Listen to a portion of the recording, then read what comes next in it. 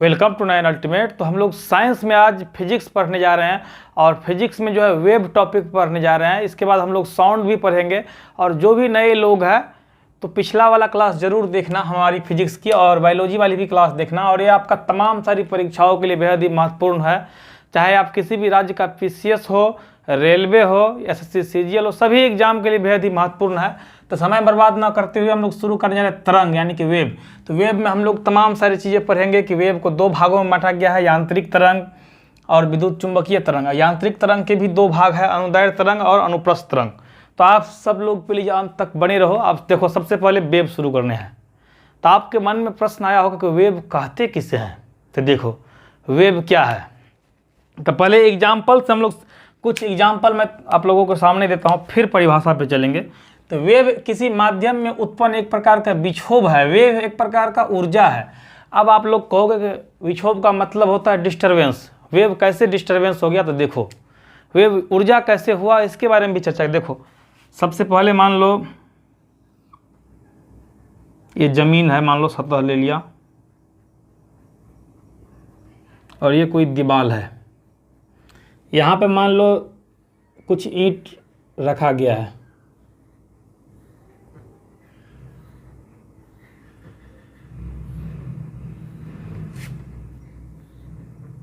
Example से एक एक चीज़ क्लियर हो जाती है। देखो कुछ ईंट रखा हुआ था, मानो यहाँ से कोई आया और उसको धक्का दे दिया। तो धक्का देने के बाद कैसा स्थिति हो जाएगा?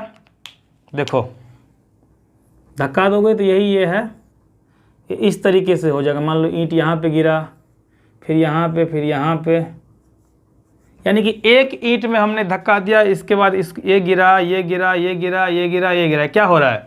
ऊर्जा का स्थानांतरण हो रहा है और एक तरह से डिस्टरबेंस हो गया। तो कह सकते हैं वेव क्या है? किसी माध्यम में उत्पन्न विक्षोभ है और ऊर्जा का भी स्थानांतरण है। वेव एक प्रकार का ऊर्जा भी है। या मान लो कोई तालाब है, तालाब में मान लो एक पत्थर कहीं पे फेंकते हो तो देखते हो किस तरीके से मतलब ये नजर आता है, गोल गोल गोल गोल, और ये आगे तक चला जाता है। तो समझ में आ गया। अब देखो क्वेश्चन कहाँ से बनता है कि वेव कितने प्रकार के होते हैं। इससे क्वेश्चन बनेगा कि यांत्रिक तरंग के जो भाग होते हैं, अनुप्रस्थ, अनुदैर्ध्य, उसमें क्वेश्चन बनेगा एग्जाम्पल से। तब हम लोग शुरू करने जा रहे हैं। देखो तरंग को ही इंग्लिश में वेव कहते हैं। बहुत से लोग कह रहे थे सर आप इंग्लिश में नहीं बोलते हो। तो इंग्लिश में मैं कुछ पॉइंट लिख दिया हूँ आप लोगों का, और पिछला वाला में भी बोला था, ऐसा नहीं है कि नहीं बोला था, उसमें भी बोला गया है, जाके देखो ठीक से। अब देखो वेव, तो तरंग को मुख्यतः दो भागों में बांटा गया है। एक तो होता है यांत्रिक तरंग और दूसरा होता है विद्युत चुंबकीय तरंग। यांत्रिक तरंग किसे कहते हैं? तो वैसी तरंग जिसे संचरण के लिए किसी माध्यम की आवश्यकता होती है। माध्यम का मतलब होता है ठोस, द्रव या गैस। और अयांत्रिक या विद्युत चुंबकीय तरंग एक ही बात हुआ, ऐसी तरंग है जिसके संचरण के लिए माध्यम की आवश्यकता नहीं होती है। मतलब यानी कि ये निर्वात में भी संचरित हो सकता है, जैसे एक्स किरण हो गया, रेडियो तरंग हो गया आदि। तो अब हम लोग बात करने वाले हैं यांत्रिक तरंग के जो दो भाग था उसमें अनुदैर्ध्य तरंग के बारे में। यांत्रिक तरंग यानी कि मैकेनिकल वेव के दो भाग है। यांत्रिक तरंग किसे कहते हैं मैंने बता दिया। संचरण के लिए किसी न किसी माध्यम की आवश्यकता होती है। माध्यम का मतलब हो गया ठोस, ठीक है, द्रव और गैस। समझ में आ गया होगा। किसे कहते हैं यांत्रिक तरंग? वैसा तरंग जिसे गमन करने के लिए या जिसे संचरण करने के लिए किसी न किसी प्रकार की माध्यम की आवश्यकता होती है। माध्यम का मतलब हो गया ठोस, द्रव और गैस। अब यांत्रिक तरंग को दो भाग में बांटा गया है। पहला हो गया अनुदैर्ध्य तरंग और दूसरा हो गया अनुप्रस्थ तरंग। अब अनुदैर्ध्य और अनुप्रस्थ में क्या अंतर है? देखो अनुदैर्ध्य तरंग यानी कि तरंग की गति की दिशा माध्यम के कण के समानांतर या अनुदिश हो। मतलब अनुदैर्ध्य तरंग क्या है? जिसमें तरंग की गति की जो दिशा होती है माध्यम के कण के अनुदिश या समानांतर होता है उसमें। जैसे मान लो एक तरंग हो रहा है, इसमें इसकी गति जो होगा उसके समानांतर होगा। मतलब मान लो इस तरीके से गति करेगा समानांतर रूप से। मान लो एक तरंग का कण हो गया, ध्यान से देखो, माध्यम के कण, तो इसकी गति की दिशा और इसकी क्या है, एक दूसरे के समानांतर रूप से जा रही है।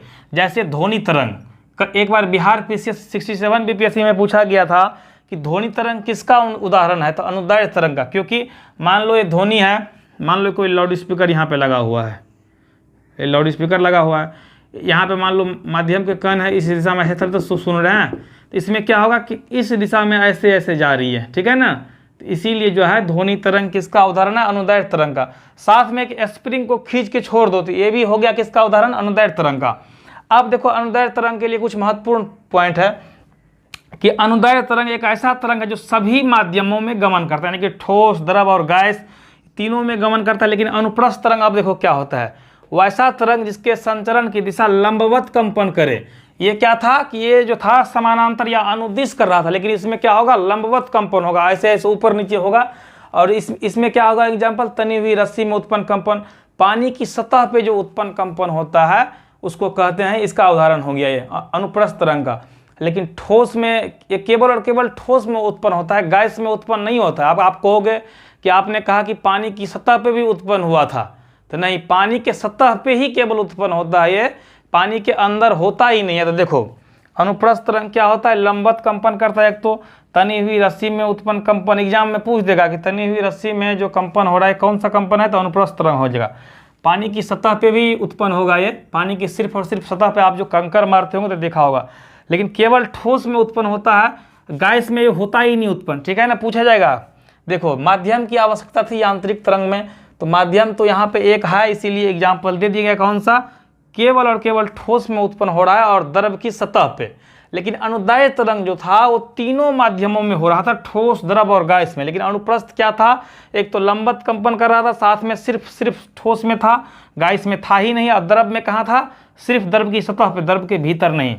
तो उम्मीद करता हूँ कि यांत्रिक तरंग के दोनों भाग आप लोगों को क्लियर हो गया होगा, अनुदैर्ध्य तरंग और अनुप्रस्थ तरंग। अब हम लोग देखने वाले हैं विद्युत चुंबकीय तरंग, यानी कि तरंग के दो भाग था, मैंने बताया था शुरू में ही, यांत्रिक तरंग और अयांत्रिक तरंग या विद्युत चुंबकीय तरंग एक ही बात है। इसको अयांत्रिक भी कहते हैं, नॉन मैकेनिकल या इलेक्ट्रोमैग्नेटिक वेव। देखो इसके संचरण के लिए माध्यम की आवश्यकता है ही नहीं, यहाँ पे माध्यम, कोई माध्यम की जरूरत नहीं है।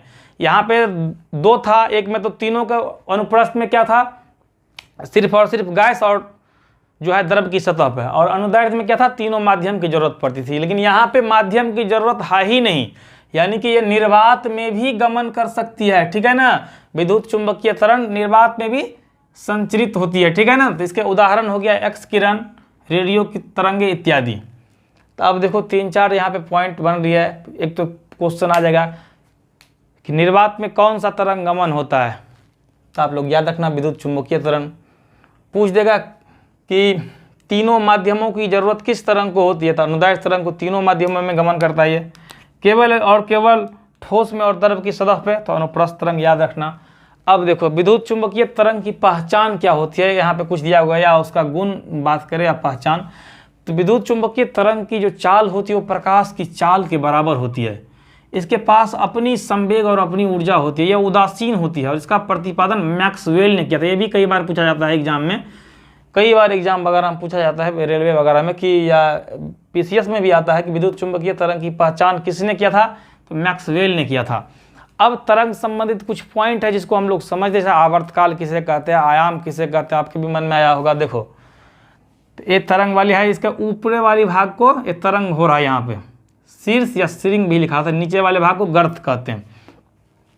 एक एक लाइन का एक पॉइंट है, आप लोग देखें। आवर्तकाल, आवर्तकाल किसे कहते हैं, तो एक कंपन में लगा समय को आवर्तकाल कहते हैं। याद रखो, एक कंपन में जो भी समय लगा उसे आवर्तकाल कहते हैं, टाइम पीरियड। इसे टी द्वारा सूचित किया जाता है, और आवर्तकाल का मात्रक सेकेंड ही होता है।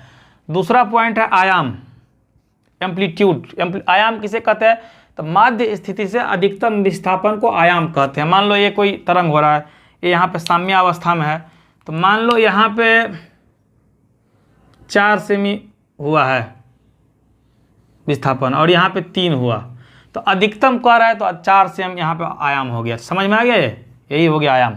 अब आवृत्ति किसे कहते हैं, तो 1 सेकेंड में कंपनों की संख्या को आवृत्ति कहते हैं, n द्वारा सूचित किया जाता है। और आवृत्ति इक्वल टू होता है 1/आवर्तकाल, यानी कि आवर्तकाल के व्युत्क्रम को आवर्ती कहते हैं। n इक्वल टू होता है 1/t, ये भी लिख सकते हो। और इसका मात्रक कई बार पूछा गया है, कई पीसीएस में भी देखा हो मैंने, आप लोग भी देखना।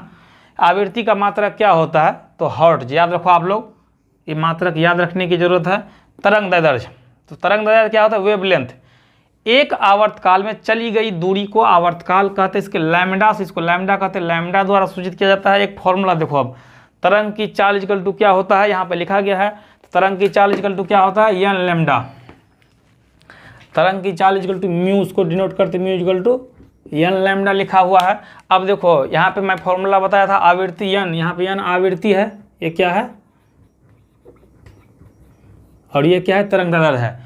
एन इजकल टू क्या होता है आप लोगों को बताया था 1/t। टी यहाँ पे क्या था, आवर्तकाल था, यहाँ बताया था मैंने। अब क्या करो, एन का मान यहाँ पे पुट कर दो, तो म्यू इजकल टू λ/t, ये भी फॉर्मूला होता है, आप लोग इसे याद रखना, कई बार इस काम देगा एग्जाम वगैरह में। तो उम्मीद करता हूँ ये वाली आपको समझ में आ गया होगा। जल्दी से इसका स्क्रीनशॉट ले इसके आगे। अब हम लोग जो है प्रमुख विद्युत चुंबकीय तरंगों के बारे में यहाँ पे चर्चा करने वाले हैं। देखो प्रमुख विद्युत चुंबकीय तरंग के बारे में चर्चा करेंगे। गामा किरण, एक्स किरण, परावैगनी किरण, दृश्य किरणें, अवरक्त किरणें हो गया, लघु रेडियो तरंग और दीर्घ रेडियो तरंग हो गया, इस पर चर्चा करने वाले हैं। देखो इससे पहले मैं चाहता हूँ कि एक बार आप लोगों को पुनः दोबारा बता दूं। देखो मैंने पढ़ा था अभी आप लोगों को, तरंग दो प्रकार के होते हैं, एक तो यांत्रिक तरंग और दूसरा विद्युत चुंबकीय तरंग। यांत्रिक तरंग किसे कहते हैं, वैसी तरंग है जिसे गमन करने के लिए, संचरण करने के लिए किसी न किसी प्रकार की माध्यम की आवश्यकता होती है। माध्यम का तात्पर्य है ठोस, द्रव और गैस। विद्युत चुंबकीय तरंग वैसा तरंग है जिसे गमन करने के लिए माध्यम की आवश्यकता नहीं होती, अर्थात ये निर्वात में भी गमन करते हैं। अब फिर देखो यांत्रिक तरंग के दो भाग है, अनुदैर्ध्य तरंग और अनुप्रस्थ तरंग। अनुदैर्ध्य तरंग किसे कहते हैं, वैसा तरंग जिसे संचरण करने के लिए माध्यम के कणों की दिशा और तरंग संचरण की दिशा समानांतर यानी कि अनुदिश होती है, उसे अनुदैर्ध्य तरंग कहते हैं। अनुप्रस्थ तरंग किसे कहते हैं, जिसमें तरंग संचरण की माध्यम और माध्यम के कणों की दिशा दोनों एक दूसरे के लंबवत होते हैं, इसे अनुप्रस्थ तरंग कहते हैं। फिर आता है विद्युत चुंबकीय तरंग, जिसके लिए माध्यम की आवश्यकता नहीं होती यानी कि निर्वात में भी गमन करता है। अब देखो इसकी चाल क्या होती है, प्रकाश की चाल की बराबर होती है। प्रकाश की चाल आप लोग याद रखें 3 × 10⁸ मीटर प्रति सेकेंड, ठीक है। अब हम लोग जो है प्रमुख विद्युत चुंबकीय तरंगों के खोजकर्ता के बारे में बात करने वाले हैं। तो सबसे पहले है गामा किरण। तो गामा किरण का खोज किया था पॉल बिलार्ड ने, लेकिन नाम दिया था रदरफोर्ड ने। देखो क्या होता है, कई बार इसके खोजकर्ता से क्वेश्चन आता है एग्जाम वगैरह में, तो आप लोग इसको जरूर याद कर ले और यहाँ पे 1-2 बार हमारे साथ देखते हो तो आपको पूरा याद हो जाएगा। साथ में मैं जो नोट्स फॉर्म में लिखता हूँ ताकि आपको दिक्कत न हो, इसीलिए मैं इतना अच्छे तरीके से लिखता हूँ आप लोगों के लिए, ताकि आप लोगों को साफ साफ पता चले और आप लोग ढंग से एक कॉपी में नोट बना के पढ़े। और तमाम सारी जो हमारे लेक्चर है, चाहे बायोलॉजी का भी आप लोग क्लास देख सकते हो, 1 से लेकर 10 तक है, मैं पूरा प्लेलिस्ट डिस्क्रिप्शन में दे दूंगा। साथ में फिजिक्स में 5वां क्लास है, तो आप लोग तमाम सारी चीज़ें देखिए ढंग से और अपना एक नोट बना ले कोई सा। अब देखो गामा किरण का खोज किया था पॉल बिलार्ड ने और नाम दिया था रदरफोर्ड ने, ठीक है। अब इसका तरंग दैर्ध्य परिसर पे चर्चा करते हैं, जो कि 10⁻⁻14 मीटर से लेकर 10⁻⁻10 मीटर के बीच होता है। इसका उपयोग क्या है, तो इसकी वेदन क्षमता काफ़ी उच्च होती है गामा किरण का, और इसका उपयोग जो है नाभिकीय अभिक्रिया में, चिकित्सा कैंसर में और कोशिकाओं को चिकित्सा कैंसर में जो है जो कोशिका चिकित्सा कैंसर में नष्ट हो जाती है, जो हो जाती है खराब, उसको नष्ट करने में क्या आता है, समझ में आ गया होगा। अब देखो इसके बाद आता है एक्स किरण। तो एक्स किरण का खोजकर्ता कौन है, रॉन्जन ने खोज किया था। इसका तरंग दैर्ध्य परिसर कितना है, तो 10⁻10 मीटर से लेके 10⁻⁻8 मीटर। चिकित्सा में उपयोगी है। साथ में एक्स किरण इसके हानि भी है। हानि क्या है कि सजीवों, उत्तकों एवं जीवों के लिए हानि पहुंचाता है, ठीक है। इसके बाद अब हम लोग देखने वाले हैं पारावैगनी किरण, अल्ट्रा वायलेट रेज क्या है। इसका खोजकर्ता कौन है, रीटर ने इसका खोज किया था। तरंग परिसर की बात किया जाए तो 10⁻⁸ मीटर से 10⁻⁷ मीटर के बीच है। इसका उपयोग क्या होता है, तो बैक्टीरियाओं को नष्ट करने में, साफ सफाई में, साथ में प्रकाश विद्युत प्रभाव को उत्पन्न करने में इसका उपयोग किया जाता है। तो काफ़ी महत्वपूर्ण है ये। पहले आप लोग इसका खोजकर्ता याद रखो। देखो पारावैगनी किरण, अल्ट्रा वायलेट रेज इंग्लिश में कहते हैं। खोजकर्ता कौन था, तो रीटर याद रखो। तरंग दैर्ध्य परिसर कितना होता है, 10⁻⁸ से लेके 10⁻⁷ मीटर तक। कई बार इसके परिसर से क्वेश्चन आता है कि दे देगा ऑप्शन में किसका परिसर ज़्यादा होता है, तो आप लोग इसको ध्यान रखें। 1 बार 2 बार वीडियो देखने के बाद आपको अपने आप याद हो जाएगी। अब देखो दृश्य किरणें हो गया, विजिबल लाइट रे, यानी कि इसकी खोजकर्ता न्यूटन है, याद रखो। तो ऐसे ही याद रहेगा न्यूटन से कि दृश्य किरणें जिसको हम लोग मतलब आँख से दिखाई दे, जो ऐसा किरण जो हमारी आँख से दिखाई पड़ता है, इसके खोजकर्ता न्यूटन। और 3.9 × 10⁻⁻7 मीटर से लेके 7.8 से लेके 10⁻⁷ इसका जो होता है रेंज होता है। अवरक्त किरण, इसका खोजकर्ता कौन है, हर्साइल, ठीक है ना। हर्साइल 7.8 8 गुना 10 के पावर 7 एम से लेकर 10 के पावर -3 एम इसका रेंज होता है। इसका उपयोग क्या होता है, घर वगैरह में टीवी, एसी इत्यादि के रिमोट में इसका उपयोग किया जाता है। साथ में कुहासा वगैरह लगा रहता है तो उस समय फोटो खींचने के लिए भी इसका उपयोग किया जाता है, याद रखना आप लोग। अब रक्त किरण, अब आता है लघु रेडियो तरंग। खोजकर्ता कौन है, हेनरी हर्ट्ज है। 10 के पावर -3 मीटर से लेकर 1 मीटर तक इसका रेंज होता है। उपयोग रेडियो, टेलीविजन इत्यादि में होता है। फिर दीर्घ रेडियो तरंग आता है जिसका खोजकर्ता मार्कोनी होता है। तरंग दैर्घ्य 1 मीटर से लेकर 10 के पावर 4 मीटर होता है। इसका भी उपयोग रेडियो, टेलीविजन में किया जाता है।